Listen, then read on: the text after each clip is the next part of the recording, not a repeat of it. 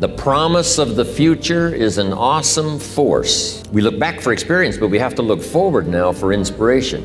And what gives us inspiration to get up in the morning and do our job, learn skills, develop all that we can possibly be, is the promise of the future. And it can be so powerful that it can overwhelm any adversary you might have, any difficulties you might have. Here's a key phrase: reasons make the difference in your appetite and zest for taking on the challenge, doing the job, becoming successful. You can overcome the most unbelievable challenges if you have enough reasons. There's an ancient phrase, here's what it says: if you try to save your life, you will lose it. But if you will lose your life, meaning if you will invest your life, that's the best way to save it and to multiply it many times over. So here's the phrase: investing life into life has the potential of creating miracles. Investing life into life creates a new baby. But investing life into life with ideas, information, association, influence can create enterprise, can create a corporation, can create a business, can create a movement, can create something that benefits many more people than just those few that might have invested in each other's lives. So make this note now: you never know who's in the audience. So you don't know who's out there that's going to make an impact on the world, that's going to do extraordinary things. So here's what you must always do: always be sincere and always do your best, no matter who you talk to, because you just don't know. You just don't know who's there ready or when the timing is right. So jot this down: it takes more than one voice to help us to see, help us to think, help us to make decisions, help us to evaluate. It takes a variety of personalities, messages, points of view, the weight of experience. If it comes from several sources, it can be just incredibly valuable when you sum total it. Okay, let's talk about setting goals. When I first met Earl Schoaf, not long after we had met each other, he asked me, "Mr. Rohn, maybe here's one of the best ways I can help you." He said, "Let me see your current list of goals and let's go over them and talk about them." He said, "I've got the experience." And he said, "Let's do it." And I said to him, "I don't have a list." He said, "Well, if you don't have a list of your goals," he said, "I can guess your bank balance within a few $100s, which he did. And I thought, isn't that something? Then I said to him, "You mean if I had a list of goals, it would change my bank balance?" He said, "Drastically." So that got my attention. And all those years ago, I learned how to set goals. We're primarily affected by 5 things. Number 1 is the environment: the political environment, the social environment, the physical environment. Whatever surrounds us affects us: the city, the country, the countryside, the village, the office, the people. We're constantly affected and shaped by our reaction and decision making. A lot of it depends on the environment. And for the physical environment, we all need to pay attention to that. Make every contribution you can. It's one little small planet. Remember those first pictures from space, looking back on Earth? It looked so fragile, it looked so small. We thought, wow, so many people live there. How can that be? We must take care of it. Right now it's the only planet we got.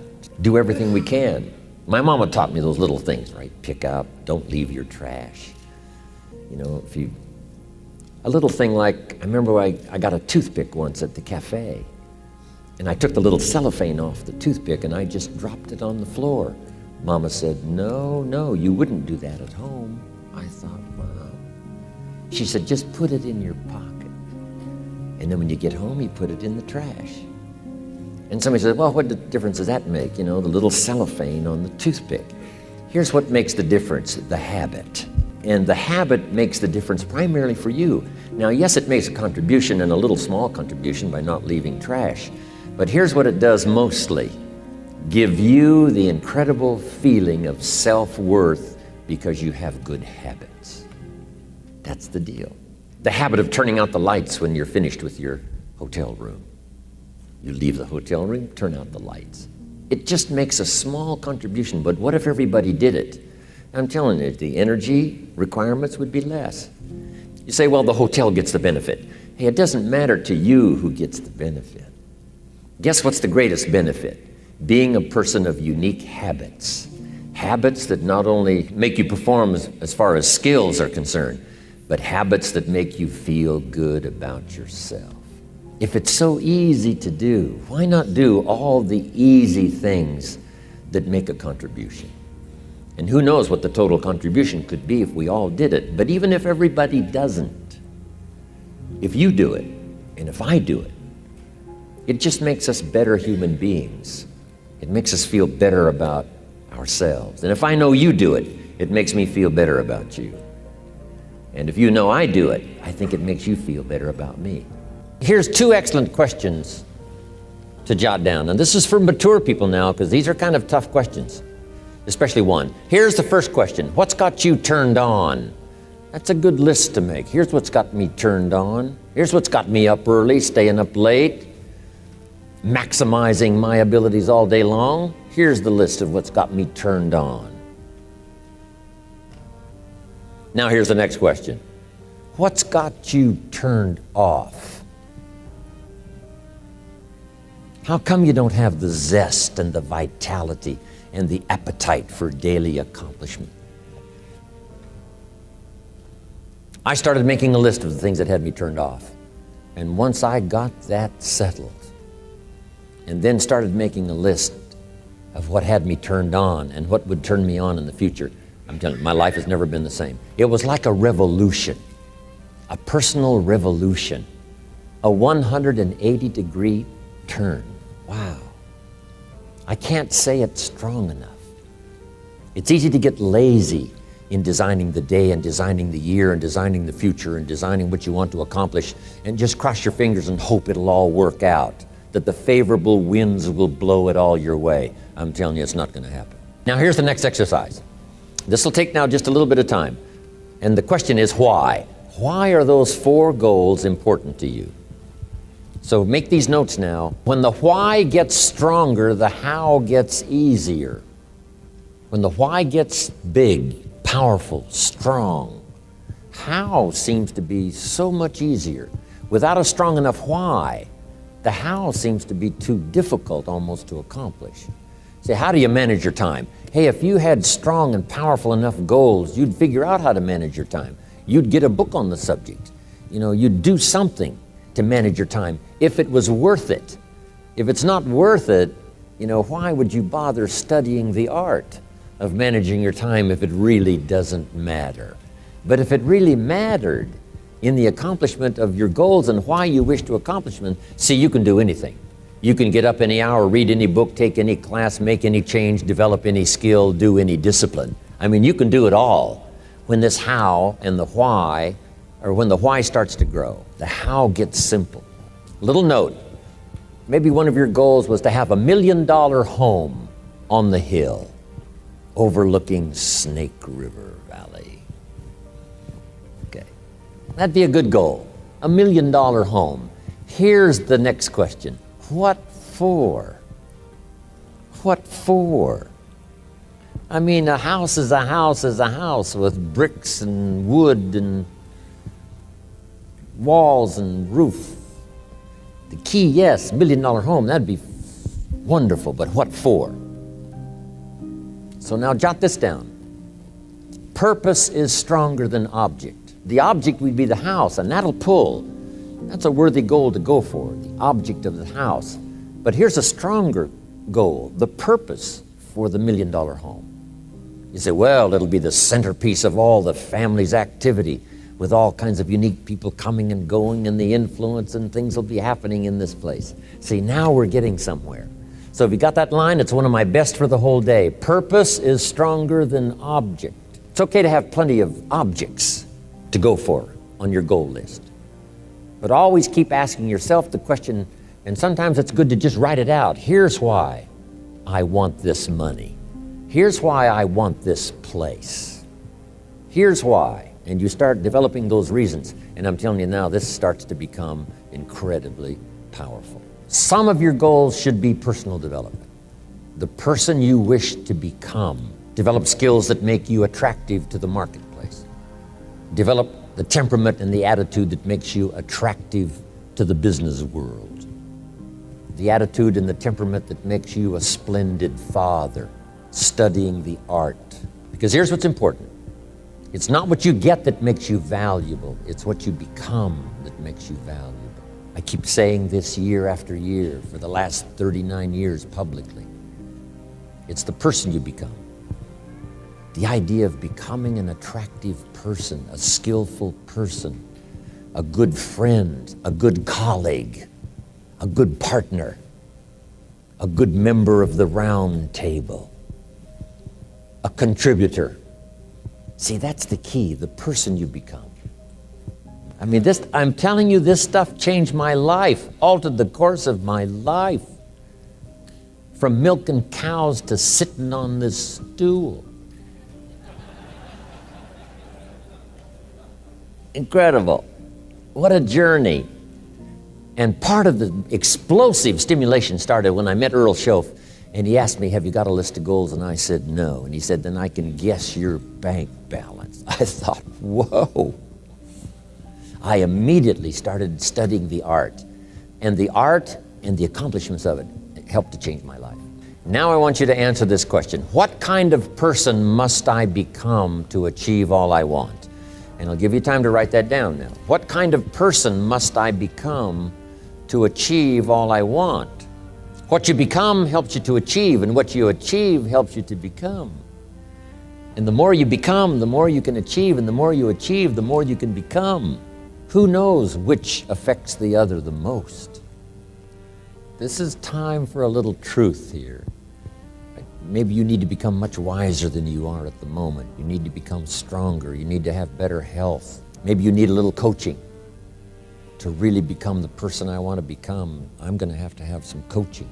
Physical coaching, spiritual coaching, developing skills coaching. To be the influence you want to be, you got to build an incredible reputation. What kind of person must I be to attract all that I want in my life and the people that I want and the opportunities that I want? When you knock on the door and opportunity opens, you must stand there as a very attractive person, or you may not be invited in. One of the most mysterious and unique phrases that Jesus ever used. Here's what he said. I stand at the door and knock.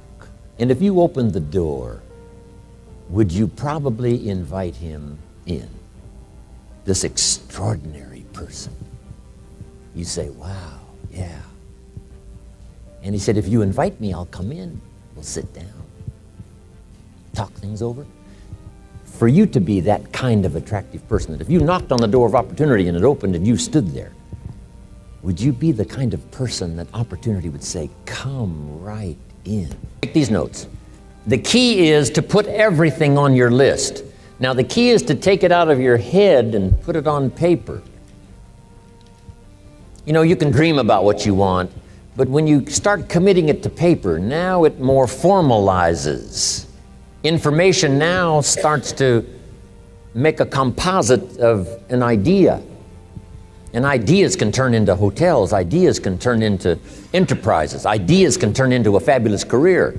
We need the information. We need the stimulation.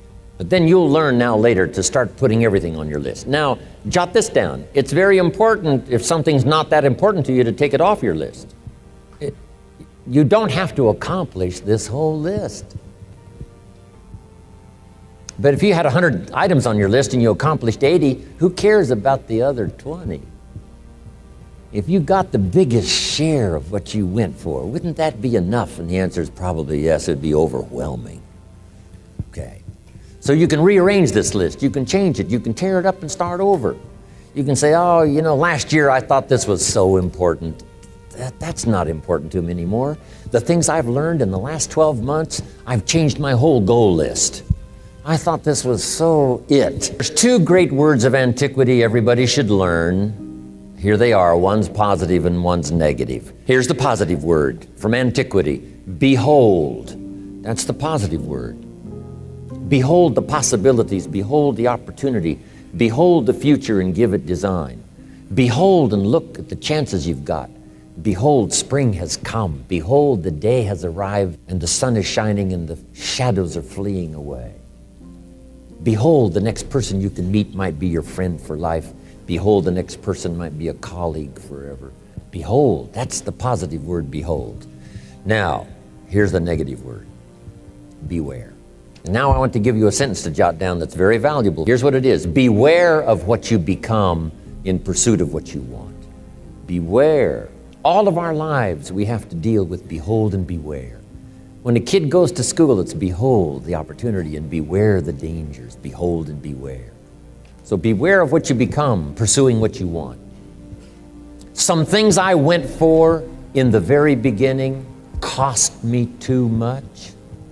I got so obsessed with some things that I found out later the price was too big to pay. If I would have known better, I never would have paid. But sometimes we learn when? After. So don't become so obsessed with something that you lose your sense of reason or it costs you your friends. Don't be so obsessed with something that you compromise your virtues and your values. Here's a key phrase. The greatest source of unhappiness is self-unhappiness. It's not from outside the things that make us unhappy.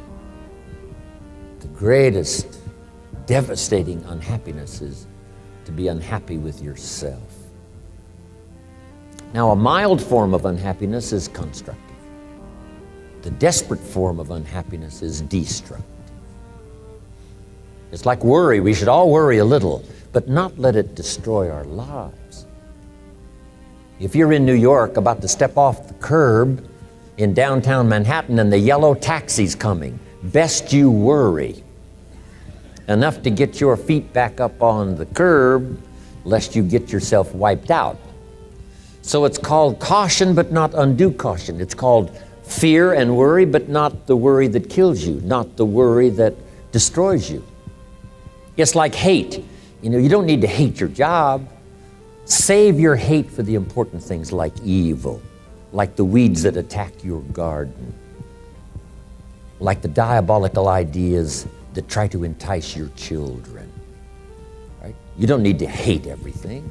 I hate this, I hate that. That's the misuse of your hate. Save it for the things we really must hate. And now here's the last note. If you'll start this glorious journey of being meticulous, deliberate, and hardworking about setting your goals for the day, setting your goals for the month and the year, setting your goals for your family and yourself and your business and your colleagues, start thinking forward. Here's what you will become: a major contributor not only to yourself, but a major contributor to others.